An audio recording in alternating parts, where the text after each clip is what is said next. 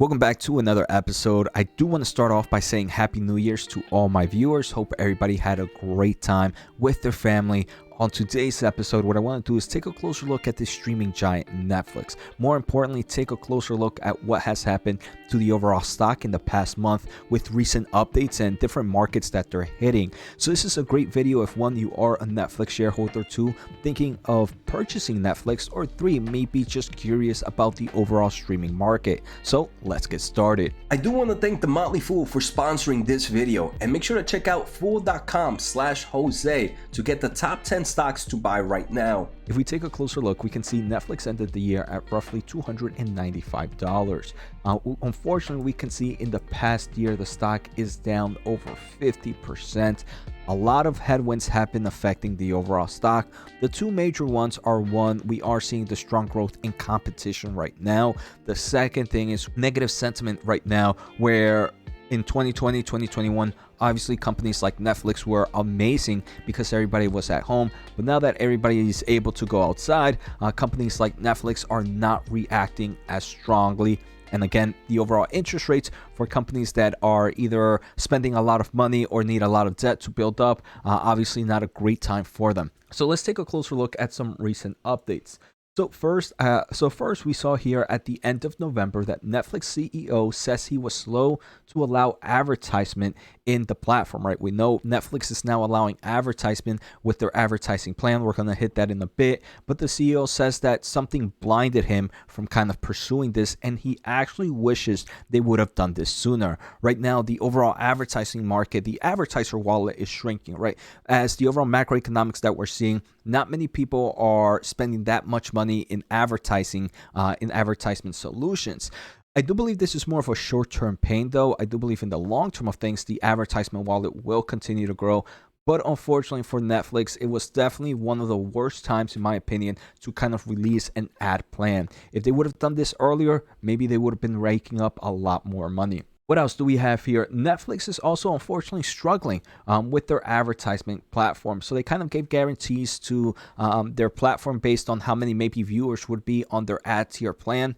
Unfortunately, it seems they did not meet that viewership or kind of the amount of subscribers they were going to grow on their ad plan. So it obviously eliminates the amount of ads they can place. So now they don't have enough ad space or ad inventory to deliver. So unfortunately, it seems like either they might be giving some money back, they might not be making as much money this upcoming quarter with the overall advertisement plans. Obviously, some of these customers that they either have two solutions. They can get the money back, or they can just roll over and use that money that they kind of originally intended to use for different quarters, right? Certain companies might only need advertisements for certain seasonal times, while other companies like to advertise year-round. So it all depends, but it does seem like Netflix is struggling to deliver on its ad guarantees. Again, I do want to say just right now in general is probably one of the worst times to kind of release an ad market, especially with the overall competition.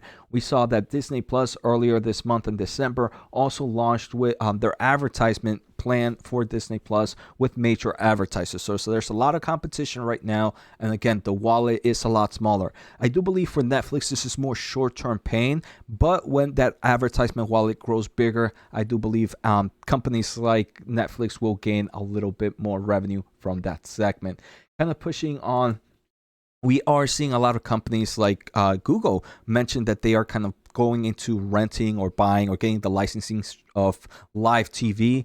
The Netflix co-CEO mentions that he sees no current path to profitability in renting big sports. So it seems at the moment, even though Netflix is trying new avenues, we're going to see the gaming, we're going to see the fitness, they don't believe the sports business is one they should look into at the moment. Who knows, maybe later on in the upcoming years it might get cheaper and that might change, but at the moment Netflix is saying no to big sports, and I think that's a great thing, right? Because the company is doing a lot right now. And if you are enjoying the episode so far, make sure to hit the thumbs up, as it does help me grow my overall audience. If you want to support a little bit more, make sure to subscribe using my link at fool.com/Jose.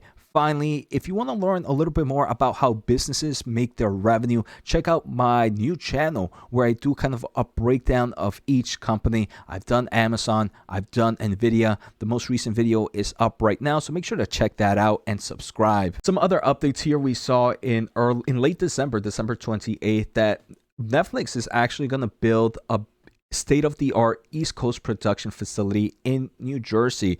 So that's my home state. Pretty cool to see that. Nothing here that would overall change the stock price in my opinion, but it just shows that, hey, this is a company that still wants to continue to innovate and is still investing in itself even during maybe some of these difficult times.